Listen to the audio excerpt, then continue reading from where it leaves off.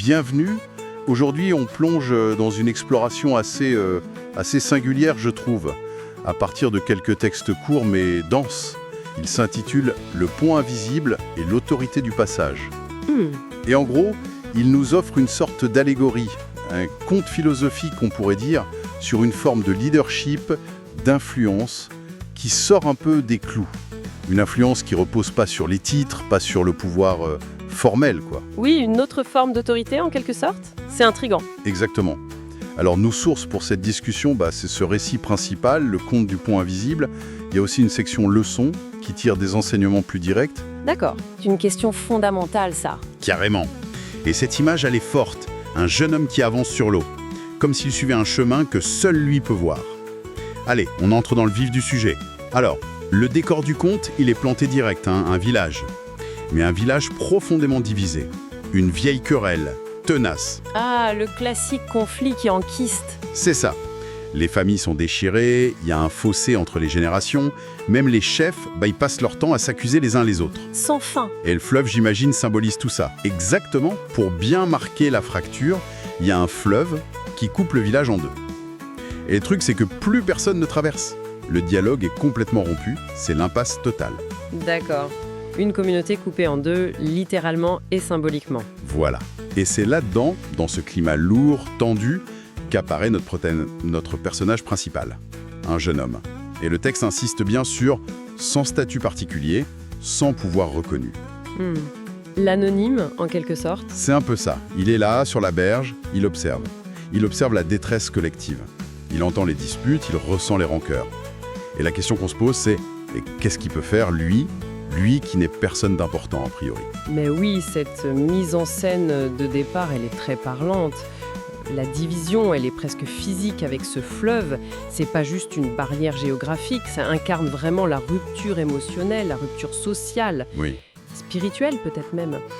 Et ce que le texte souligne, c'est l'absence de pont, au sens propre comme au figuré, l'absence de communication, de lien. C'est vraiment le symptôme d'une communauté malade, de sa propre discorde. Et c'est là que ça bascule. L'élément déclencheur, il est presque onirique.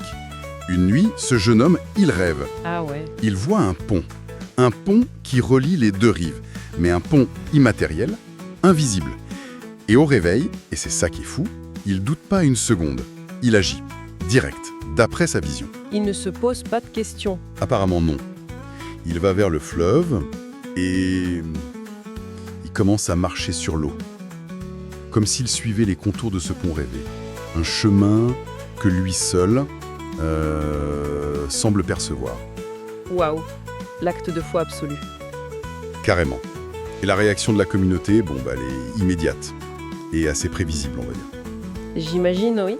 D'abord l'incrédulité, puis les rires, les moqueries qui fusent. « Regardez ce fou !» il crie. « Il marche dans le vide !» C'est la confrontation, quoi, entre une action qui défie la logique et le regard collectif. Ah oui, ce moment de ridicule, il est absolument crucial dans l'histoire. C'est pas juste une anecdote. Ça illustre parfaitement cette résistance qu'on a tous face à l'inconnu, face à ce qui sort de la norme ou de notre perception habituelle du réel. C'est vrai. L'innovateur, celui qui ose une voie nouvelle, il est presque toujours confronté à ça. L'isolement, le scepticisme, parfois même l'hostilité. Et le texte nous montre bien que sa conviction à lui, elle doit être sacrément solide pour pas céder face au groupe. C'est le premier test, en fait. Un test de détermination. Mais heureusement, l'histoire s'arrête pas là. Il y a un basculement. Et le texte précise un truc assez intriguant. Ce sont les mères en pleurs qui les premières osent s'engager derrière lui, sur ce chemin improbable. Ah, les mères en pleurs, c'est puissant comme image. Oui. Et là, miracle ou validation collective, peu importe comment on l'appelle, leurs pieds trouvent un appui. Un appui ferme, là où il n'y avait que l'eau agitée du fleuve. C'est fort, non? Ces mères. C'est un détail crucial, oui. Pourquoi elles agissent? Le texte le dit pas clairement, mais on peut y voir plusieurs choses. Peut-être que leur souffrance, leur désespoir face à la division qui déchire leur famille, ça les rend plus ouvertes à une solution radicale, moins conventionnelle en tout cas. Oui, c'est possible. Peut-être qu'elles sont moins prises dans les jeux de pouvoir ou les postures que les chefs, tu vois. Ou alors, elle symbolise une forme d'intuition, une sensibilité qui perçoit la possibilité là où la raison, elle bute. Leur geste, c'est un acte de foi immense, né de la douleur. Et c'est ce geste qui commence à rendre le pont réel pour les autres. Et cette première brèche dans le scepticisme, elle entraîne les autres. Les enfants suivent, puis les hommes, et même, à la fin, les chefs. Ceux qui au début s'accusaient, ils finissent par prendre ce passage qui semble être pure folie quelques instants avant. Incroyable. Le pont devient solide, tangible, utilisable par tous. Mais sa solidité, elle vient pas du bois ou de la pierre, non. Elle vient du courage initial de ce jeune homme et de la confiance collective qui s'est construite pas à pas derrière lui. Absolument. Et cette dynamique, elle est fascinante. Le pont n'est pas construit au sens technique, il advient, il émerge, de l'interaction entre la vision d'un seul et l'adhésion progressive des autres. C'est l'acte de foi, répété, validé par le groupe, qui semble littéralement manifester le chemin. C'est ça, l'action précède et crée la forme tangible. C'est une illustration très forte de comment une conviction profonde, quand elle est incarnée et partagée, peut transformer une situation qu'on croyait figée. Le courage d'un seul, même son pouvoir formel, a rendu le passage possible pour tous. Et le conte finit sur une parole de sagesse, prononcée par un vieillard qui a vu toute la scène. Il dit « Celui qui ouvre le passage n'a pas besoin d'un trône, car son trône est déjà dans le cœur de ceux qui passent après lui. » C'est beau et très profond. Oui. Et suite à ça, le jeune homme reçoit un nom, Kenteia. Et on nous dit que ça signifie « le passage ». Il devient l'incarnation de sa propre action, en fait. Voilà une définition incroyablement riche de ce qu'on pourrait appeler l'autorité morale, ou l'influence authentique. Le texte est très clair. Cette autorité-là, elle vient pas d'un statut, d'une hiérarchie. Le trône, c'est ça. Elle émane directement de l'impact de l'action sur la vie des autres, de la capacité à créer une solution, à ouvrir une voie là où il n'y en avait pas. C'est donc une autorité qui est, par nature, relationnelle et fonctionnelle. Elle n'est pas décrétée, elle est reconnue, validée par ceux qui bénéficient de l'acte. C'est l'action qui fait l'autorité, pas le titre. Et le nom Kemta le confirme, il est défini par sa fonction, parce qu'il a rendu possible. Ce qui nous amène logiquement à la deuxième partie des textes, la leçon pour toi. Là, le ton change, il devient plus direct, comme une application personnelle de l'histoire. Oui, on passe de l'allégorie au conseil pratique presque. C'est ça. Et le message central, ça semble être pas besoin de jouer le jeu politique traditionnel, de chercher à faire de la politique ou à collectionner les titres pour avoir un impact. Exactement. Le texte propose une autre voie. Au lieu de chercher à conquérir un trône, il suggère d'incarner soi-même ce pont invisible. L'idée, c'est que c'est par sa propre cohérence, sa clarté de vision, sa capacité à rester calme au milieu du tumulte, il parle de ton calme face au chaos. Oui, j'ai noté ça aussi. Et surtout par le courage d'agir selon ses convictions, même quand c'est dur ou impopulaire, que l'on crée un passage pour les autres. Un passage pour traverser quoi au juste ? C'est un peu flou parfois. Traverser des conflits, des blocages, des incompréhensions ? Ben oui, tout ça, j'imagine. Ça peut être une réconciliation entre des personnes, trouver une solution à un problème compliqué dans un groupe, ou même aider quelqu'un à traverser une épreuve personnelle en lui montrant une autre perspective. L'idée clé, c'est que cette capacité à faciliter le passage, elle ne dépend pas d'une permission extérieure ou d'un mandat officiel. D'accord. Elle dépend de qualités intérieures mises en action. Et le texte insiste beaucoup sur un critère d'évaluation, les résultats concrets. Ah oui, cette phrase, ton autorité se voit dans les résultats, pas dans les discours. Elle est percutante. C'est un appel à l'action, à l'efficacité réelle, loin de la com ou de la posture. Tout à fait. C'est une autorité de l'acte, de l'exemple concret. Elle se mesure au passage créé, aux solutions trouvées, aux ponts construits, visibles ou invisibles. Et ça implique aussi que cette forme de leadership, elle peut être discrète, voire méconnue au début. Comme le jeune homme au début du conte ? Exactement. Le texte le rappelle en évoquant le risque d'être incompris, raillé. La reconnaissance, elle ne vient qu'après coup, validée par les faits, par la transformation qui a eu lieu. Mais alors, ça soulève une question. Si l'autorité repose sur les résultats, et que ces résultats mettent du temps à apparaître, ou n'arrivent jamais si la validation collective ne suit pas, est-ce que cette approche, elle n'est pas beaucoup plus risquée, plus fragile que le leadership basé sur le statut ? Le texte en parle de cette fragilité. C'est une très bonne remarque. Le texte ne cache pas la difficulté. Justement, en parlant du ridicule initial, du besoin de courage, il reconnaît implicitement ce risque. Il ne présente pas ça comme une voie facile, mais peut-être comme plus authentique, plus transformatrice. La fragilité vient du fait que ça dépend de la réceptivité des autres et de la persévérance de celui qui initie.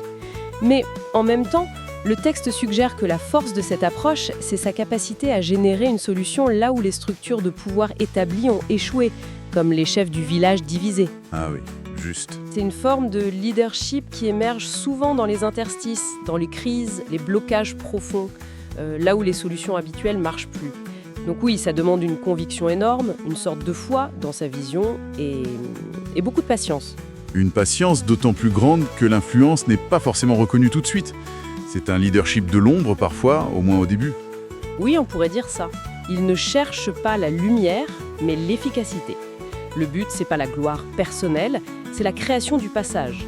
La satisfaction vient du résultat pour le groupe, plus que de la reconnaissance perso. C'est une éthique de l'action discrète, mais déterminée. Passons à la dernière partie des sources googlant. La bénédiction avec le conte. Elle est adressée à quelqu'un nommé Ndefoke Kemta. On retrouve ce nom clé, Kemta, le passage. Ça ancre vraiment la bénédiction dans la symbolique du conte et de sa leçon. C'est comme si on souhaitait ses qualités à quelqu'un en fait. Exactement, c'est une invocation de ses qualités. Il y a des formules très fortes, par exemple, que ton pas soit ferme même quand les autres ne voient pas le chemin. Ça, c'est l'écho direct du jeune homme sur l'eau invisible. Oui, c'est très parlant. Ou encore cette description, tu es le seuil qui relie, l'eau qui purifie, la voie qui calme. On sent l'accumulation des fonctions. Relier, purifier, calmer. Ces images sont puissantes. Le seuil qui relie. Ça évoque la transition, le passage entre deux états, deux rives. L'eau qui purifie. Ça suggère la capacité à nettoyer les conflits, apaiser les tensions, laver les vieilles rancunes. La voix qui calme. Ça renvoie à la capacité de ramener la sérénité dans le chaos, par la parole juste ou peut-être même par une simple présence apaisante. La bénédiction dresse vraiment le portrait idéal de cette figure du Kemta. Et puis il y a l'invocation finale que je trouve très marquante. Quand le chaos monte, que ton nom soit rappelé comme on appelle le feu dans la nuit. L'image est saisissante. Elle est saisissante, oui, parce qu'elle donne à cette fonction Kemta une importance vitale, presque sacrée. Dans le noir du chaos, de la confusion, de la division, cette figure devient un repère essentiel, une source de lumière, de chaleur, une direction. Comme on cherche le feu pour se guider ou se rassurer dans la nuit noire, tu vois ? Oui, je vois bien. Être Kemta, d'après cette bénédiction, c'est accepter d'être ce point de référence stable, fiable, quand tout semble s'écrouler autour. C'est une responsabilité énorme, mais c'est aussi une reconnaissance de la valeur immense de ceux qui osent créer du lien et garder le cap dans la tempête. Bon, alors si on essaie de synthétiser un peu tout ça, qu'est-ce qu'on retient principalement de cette exploration du point visible et de l'autorité du passage ? L'idée centrale, pour moi, c'est cette affirmation qu'une personne même sans pouvoir officiel, même seule au début, peut initier un changement profond, juste par la force de sa conviction, de sa clarté et de son courage d'agir. Oui, tout à fait. Et que l'influence véritable, celle qui transforme vraiment les choses sur la durée, elle se mesure moins au titre ou au beau discours qu'au passage concret qu'on arrive à créer. Et ces passages, ça peut être entre des personnes, dans des groupes, mais aussi peut-être à l'intérieur de soi, quand on dépasse ses propres blocages. Le conte et la leçon valorisent l'action juste, persévérante, même face au scepticisme. Et cette importance du premier pas. Oser s'engager sur un chemin que les autres ne voient pas encore. Croire qu'un pont est possible là où il n'y a que du vide apparent. C'est un appel à une forme d'audace. Visionnaire, mais pas orgueilleuse. Une audace ancrée dans une réponse à un besoin collectif. C'est ça. Et si on élargit un peu la perspective, ce triptyque conte, leçon, bénédiction, il nous offre une métaphore vraiment puissante pour réfléchir à notre propre rapport à l'influence, au leadership. Dans notre monde actuel, souvent marqué par la polarisation, les divisions, ces fameux fleuves qui séparent, Oui, malheureusement. cette histoire nous rappelle la valeur de l'initiative individuelle qui cherche à relier plutôt qu'à séparer.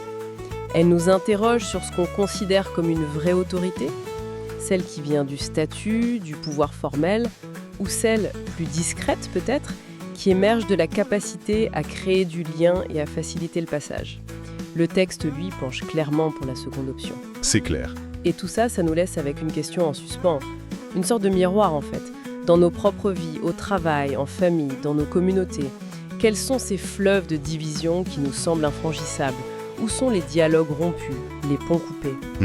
Et au-delà de ce constat, quelle doit être cette première action, peut-être modeste, peut-être un peu risquée, peut-être invisible aux yeux des autres au début, qui commencerait à tisser un fil, l'amorce d'un pont à travers ce fossé?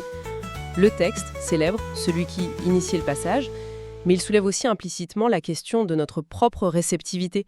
Est-ce qu'on est prêt, nous, à voir et à emprunter ces ponts invisibles, quand quelqu'un a le courage de les tracer?